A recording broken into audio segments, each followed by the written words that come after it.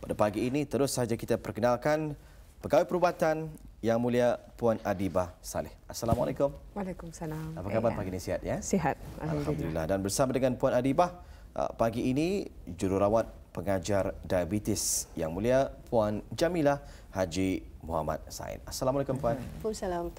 Apa khabar pagi ini, sihat ya? Alhamdulillah sihat. Alhamdulillah. Jadi di sini kerana kita ingin mengetahui lebih jelas lagi mengenai dengan diabetes, dan kita ni tahu diabetes ni selalunya kencing manis. Tapi apa sebenarnya dan juga bagaimana kita merawat dan juga bagaimana kita perlu mengetahui meningkatkan kesedaran dan sebagainya. Jadi kita bawakan wawancara kita pada hari ini, Hari Diabetes Sedunia. Jadi kita ingin bertanyakan kepada Puan Adibah terlebih dahululah, apa dia diabetes? Okey, diabetes atau I think orang Brunei banyak lebih mengenali sebagai kencing manis. Kencing manis, ya. Penyakit kencing manis ini ialah penyakit kronik di mana kadar kandungan gula di dalam badan tinggi daripada normal. So there's actually dua jenis kencing manis, type 1 dan type 2. Type 1 di kalangan kanak-kanak selalunya, di mana badan itu dah mengeluarkan insulin. Di mana type 2 kebanyakannya orang yang berumur dan mempunyai berat badan yang tinggi. So itu di mana badan itu indah menggunakan insulin dengan berkesan. Ya. Ya, dan tanda-tanda kencing manis pun selalunya sentiasa rasa dahaga, haus, rasa letih, berat badan susut tanpa sebab, dan selalu kencing dengan kerap. So terutama sekali kalau pada waktu malam. Baik, itulah sedikit penjelasan mengenai dengan apa dia diabetes ataupun lebih kita ni kenali sebagai kencing manis ya. Sebenarnya ada dua kategori ya. Tipe pertama dan juga tipe kedua ya. Seperti yang dikongsikan tadi, tidak ada peringkat untuk penyakit diabetes ini. Baik, itu sudah pun dijelaskan oleh Yang Mulia Puan Adibah Saleh ya. Baik, berkenaan dengan Hari Diabetes Sedunia. Apa dia Hari Diabetes Sedunia ini? World Diabetes Day it's on 14 bulan November 2020. Untuk this year lah, tapi memang every year 14 bulan November. Baik, alhamdulillah ya. Jadi hanya tinggal beberapa hari saja lagi kita ni akan sama-sama memperingati Hari Diabetes Sedunia, bukan sahaja di negara kita ni Brunei Darussalam ya, malahan di seluruh dunia. Dan apa yang kita ketahui juga, ianya mula diperkenalkan pada tahun 1991 ya. Baik, kita bersama dengan Yang Mulia Puan Jamilah Haji Muhammad Said. Terlebih dahulu kita ingin mengetahuilah tugas dan juga tanggungjawab Puan sendiri dalam kejururawatan ini. Okey, saya adalah salah seorang jururawat pengajar diabetes. Ia lebih dikenali sebagai Diabetes Nurse Educator di kalangan pesakit-pesakit kami lah. Lebih dikenali lagi sebagai DNE. Jadi DNE ini perkhidmatannya mula ditubuhkan pada tahun 1996 bertempat di Hospital Ripas Precision Clinic time itulah. Dan masa itu cuma ada 3 orang Diabetes Nurse Educatornya. Dan buat masa ni selepas ada latihan jururawat pengajar diabetes masa ni sudah ada 19 orang kesemuanya, merangkumi hospital-hospital kerajaan lah dan pusat-pusat kesihatan di Belait, Tutong, Temburong dan juga Bandar Seri Begawan. Jadi jumlahnya 19 orang daripada 3 orang tahun 1996. Jadi kenapa perkhidmatan jururawat diabetes ini ditubuhkan, objektifnya adalah untuk membagi pengetahuan, pemahaman kepada pesakit diabetes dan juga familinya, keluarganya mengenai apa dia diabetes, proses penyakit tersebut dan apa komplikasi-komplikasi diabetes. Dan juga objektif lain is menangani pesakit-pesakit itu dan familinya juga macam mana menjaga diabetes ini, macam mana mengawal diabetes ini dengan baik, macam mana makan ubat dengan betul untuk mencegah komplikasi berkenaan lah. Dan juga perkhidmatan Diabetes Nurse Educator ini juga ada memberi perkhidmatan one-to-one counselling, consultation secara perseorangan lah. Ya. Jadi kalau tadi kita mengetahui apa dia diabetes dan sebagainya, siapa yang berisiko, ini yang akan kita ketahui.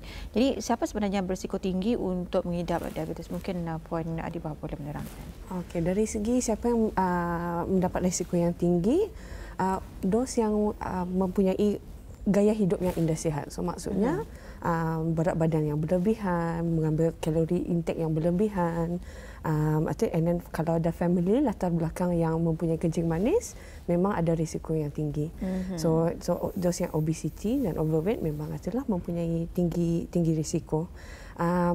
Itu juga yang mempunyai penyakit kolesterol atau penyakit tekanan darah tinggi, memang akan mempunyai adalah risiko yang tinggi dari segi kencing manis. Itulah ya di antara mereka-mereka yang berpotensi untuk menghidap penyakit diabetes ini ya. Jadi mereka mengidap darah tinggi dan juga kolesterol mempunyai potensi yang besar juga untuk menghidap penyakit diabetes ini. Ya. Jadi benarkah konsumsi gula yang tinggi boleh mengakibatkan seseorang itu mengidap diabetes? Betul, tapi kalau sekiranya berlebihan kalori daripada requirement, seharian requirement, memang akan adalah risikonya memang akan tinggi. Kalau berterusan berlebihan kalori tinggi, memang akan ada risiko. Jadi maksudnya di sini macam pengambilan karbohidrat, nasi, starch yang kanji. Jadi bukan gula sahaja ya yang boleh mengakibatkan seseorang itu mengidap diabetes. Dari segi permakanannya juga, jika berlebihan tidak mengikuti piramid. Dari segi kalori. Kalorinya boleh juga membuatkan seseorang itu mengidap penyakit diabetes ya. Baik, berbalik semula kepada Yang Mulia Puan Jamilah. Tadi ada mengongsikan kepada kita ni berkenaan dengan Diabetes Nurse Educator ya, DNE ini. Jadi apa sahaja tugas-tugas Puan di dalam bahagian ini? Tugas-tugas utama Diabetes Nurse Educator ni yang paling penting is memberi pendidikan diabetes kepada pesakit tersebut dan juga keluarganya. Jadi mesti diorang faham apa dia diabetes ni. Jadi faham, bila sudah faham mengenai diabetes, insya-Allah diorang dapat mengendalikan macam mana cara mengawal diabetes itu. Dan kedua juga kami memantau keadaan pesakit itu, terutama sekali kalau kawalan diabetesnya tidak terkawal jadi kami akan membuat perjumpaan susulan untuk memantau macam mana keadaan pesakit tersebut. Jadi macam every 3 bulan ke 4 bulan kami akan memantau keadaan gulanya sebelum diorang berjumpa dengan doktor mereka lah. Dan kami juga memberitahu macam mana cara makan ubat yang betul. Waktu kadang-kadang pesakit ni tahu yang ubat ni mesti dimakan, tetapi ia tidak tahu berapa biji kan dimakan, bila waktunya kan dimakan ubat itu. Jadi di sanatah kami main peranan untuk menentukan, untuk memberitahu, mengajar pesakit makan ubat ni berapa biji, bila waktunya. Itu paling penting je tu. Pasal kadang-kadang makan ubat kunya tapi makannya sebiji, sepatutnya makannya 4 biji macam itu. Jadi ada itu yang mesti dikuatkan je lah rawatan. Jadi apa ceritanya kalau macam sepatutnya dia mengambil 4 biji ubat tetapi hanya mengambil 1 biji satu hari? Apa kesan-kesan? Jadi kawalan gulanya tinggilah. Maksudnya rawatan yang diterima itu tidak cukup. Untuk individu tersebut mungkin untuk pesakit itu mesti untuk ke dia 4 biji ubat. Tapi yang dimakannya sebiji. Jadi ubat-ubatan ini pun berpandukan berat badan apa semua tu kan. Jadi kalau pengambilan ubat salah, memang kawalannya agak jauh sedikitlah, tidak terkawal lah. Jadi itu mesti kami memastikan rawatannya tu diambil secara betul, jumlahnya apa. Selain ubat-ubatan, kami juga mengajar bagaimana untuk menyuntik insulin. Sebab salah satu rawatan diabetes ini termasuklah suntikan insulin. Jadi mana-mana pesakit yang mula diberi rawatan suntikan insulin akan berjumpa kami juga untuk cara-cara teknik menggunakan insulin itu. Bila waktunya akan bersuntik, macam mana dan di mana akan bersuntik itu. Okay.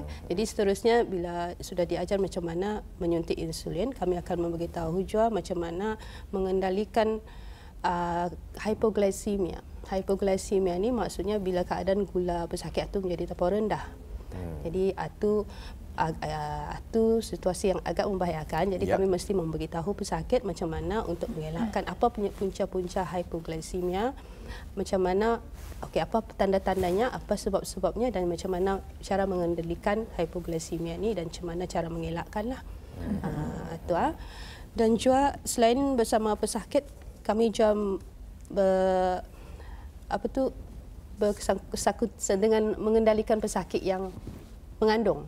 Okay, mengandung kalau kedapatan dia pesakit wanita ni dia dapati hamil dan paras gulanya agak tinggi, akan automatically berjumpa dengan kami juga, diabetes nurse educator. Jadi kami akan menjumpai pesakit tersebut dan seterusnya kami akan berbincang dengan doktor kami lah untuk rawatan selanjutnya mengenai wanita dengan diabetes masa hamilannya. Ya.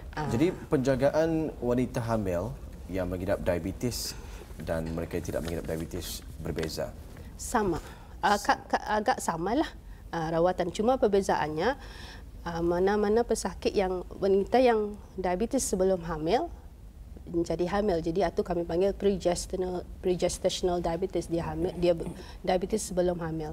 Dan juga diabetes masa hamil, gestational diabetes. Basically ia punya rawatan samalah, cuma ada pemantauan yang lebih lanjut lagi lah, lebih teliti kami lihat. Alhamdulillah ya. Itu antara skop kerja puan sendirilah ya dalam bidang kejururawatan ini. Siapa yang akan mengajar mereka mengenai dengan makanan-makanan yang patut diambil? Mana sajalah selepas. Ya, jadi dari semasa consultation itu nanti kami dapat memastikan sama ada pesakit ini ada masalah dengan pengambilan ubat atau pengambilan pemakanan. Jadi kalau rasanya pesakit itu lebih kepada masalah pemakanannya, selanjutnya kami akan rujuk kepada pegawai pemakanan. Kalau lebih kepada ubat-ubatan, kalau setelah kami teliti ubat-ubatannya betul, dosnya apa betul, tapi masih gulanya tinggi, akan kami rujuk kepada doktor kami lah. Mungkin rawatan yang diterima belum cukup. Itu dia. Alhamdulillah ya, dengan adanya penjelasan sebentar tadi itu bagi tugas-tugas jururawat kita ya dalam sama-sama menangani pada pesakit diabetes ini. Jadi mungkin Puan Adewah boleh menjelaskan lagi bagaimana sebenarnya Ketani menangani diabetes ini. Untuk mengelakkan berlakunya tu kencing manis, seperti biasa mesti menggayakan cara hidup yang sihat. So artinya kehidupan yang aktif, more exercises, kawalan makanan, pilihan makanan yang seimbang, kurangkan kalori berlebihan, sama mengelakkan dari segi dari segi obesity atau overweight, also mengelakkan dari smoking. Because itu boleh itulah mengacau kencing manis. Kenapa sebenarnya merokok itu boleh memberikan satu kesan yang buruk kepada mereka yang mendapatkan? Kalau yang merokok boleh kacau dari segi saluran darah. Dan dari segi saluran darah kacau, dan kencing manis pun memang ada kaitannya dengan gangguan saluran darah. So kalau ada double effect, so increase itulah dari segi komplikasi kencing manis. Baik ya, ini pandangan stigma daripada orang-orang kita ni lah ya. Mengidap kencing manis ini indah mau baik. Betul ataupun tidak? Betul dari segi macam kalau memang sudah dilabel sebagai penyakit kencing manis, memang akan selama-lamanya menghadap kencing manis. Tetapi ia boleh dikawal.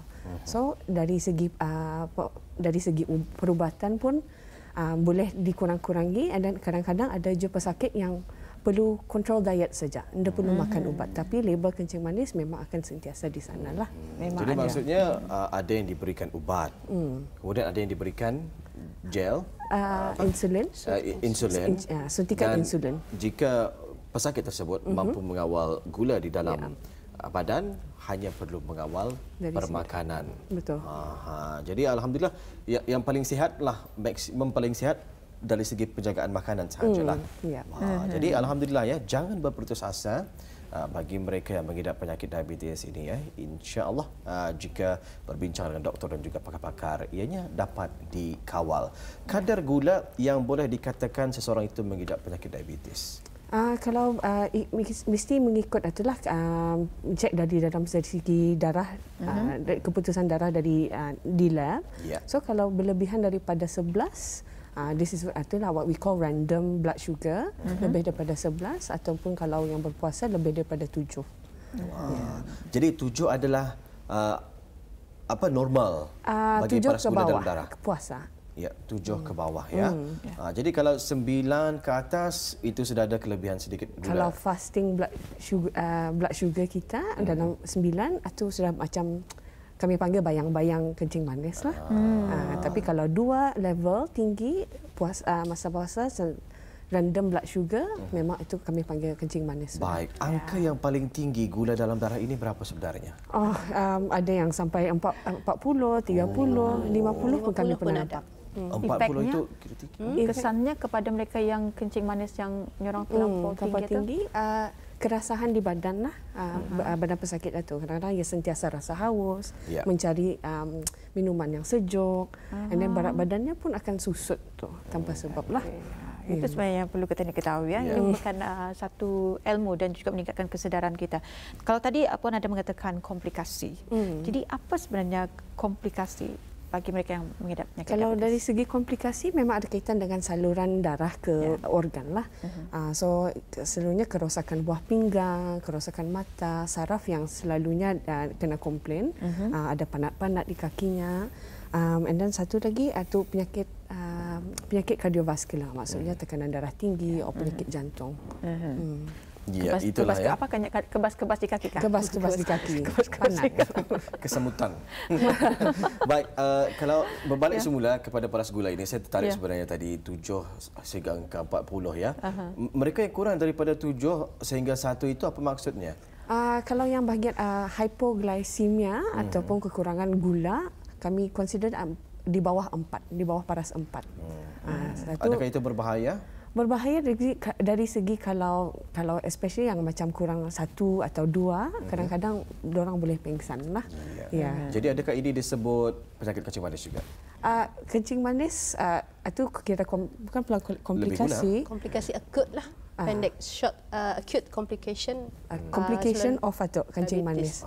Sekejap sajalah. Maksudnya, itu tu kenapa yang boleh rendah gula tu dicari kenapa. Sama ada yang penyebab hypoglycemia rendah gula tu sebab ia makan ubat tapi makan makanan, bersuntik insulin, sepatutnya lepas disuntik insulin ia digalakkan makan dalam 15 ke 30 minit mesti makan. Tapi ada pesakit injek ya tapi tidak makan. Itu boleh menyebabkan hypo juga, banyak pergerakan tapi tidak makan.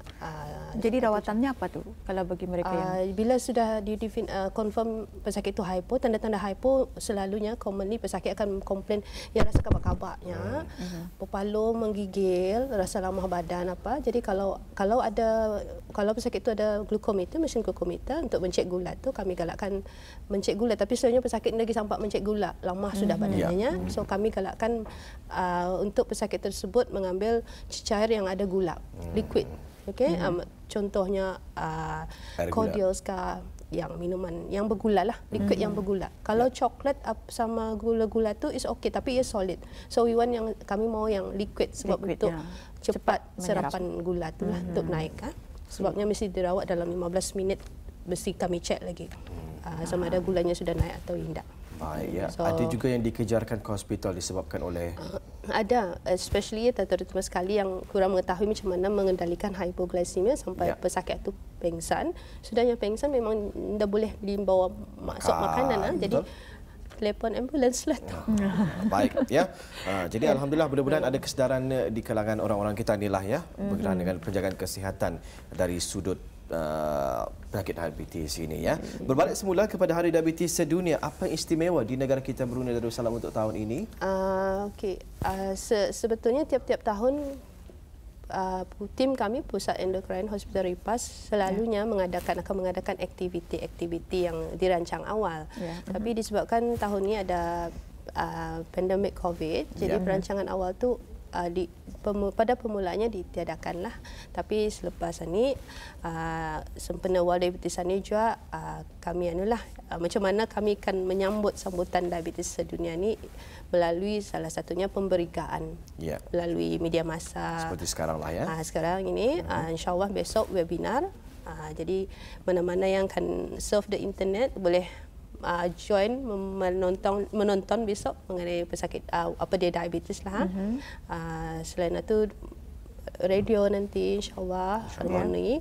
Dan pada hari yang sebenarnya 14 November tu Pusat Promosi Kesihatan sebenarnya ada mengadakan sempena kempen, mengadakan ceraya wara sempena kempen penyakit-penyakit tidak berjangkit. Jadi diabetes termasuk di sanalah. Jadi insya-Allah tim kami akan berada di pusat beli belah Times Square. 14 November ni. Mulai pukul 11 pagi. Baik. Ya, Puan Adibah, adakah sebarang tema bagi Hari Diabetes Sedunia untuk tahun ini? Tema untuk tahun ini The Nurse and Diabetes. Apa? The Nurse and Diabetes maksudnya. The Nurse, jururawat dan diabetes. So kencing manis lah. So tahun ini memang fokusnya untuk nurses. Okay, mostlynya untuk education kepada orang ramai apa itu diabetes, macam mana mengawal diabetes, macam mana itulah hidup dengan diabetes ni. Ya, lalunya untuk para pesakit diabetes ini, kita perlu tahu apa sebenarnya tugasan nurse untuk sama-sama mengawal dan juga memberikan satu, kadang-kadang maklum sajalah bagi mereka yang mempunyai penyakit ini sukar untuk dipujuk. Betul. Pujuk memujuk inilah sebenarnya peranan seorang jururawat ya untuk para pesakitnya. Tapi ialah dengan adanya aktiviti-aktiviti yang dilaksanakan ini, insya-Allah ya kita mengharapkan ianya akan berjalan dengan lancar. Dan sebagai akhir wawancara kita pada hari ini, mungkin Puan Adibah ada saranan untuk penonton kita. Ya. Secara simple, amalkan gaya hidup yang sihat. So more exercises, kurangkan makan kalori yang berlebihan, and then kalau bis kita yang ada kencing manis sudah, make sure makan ubat dengan teratur.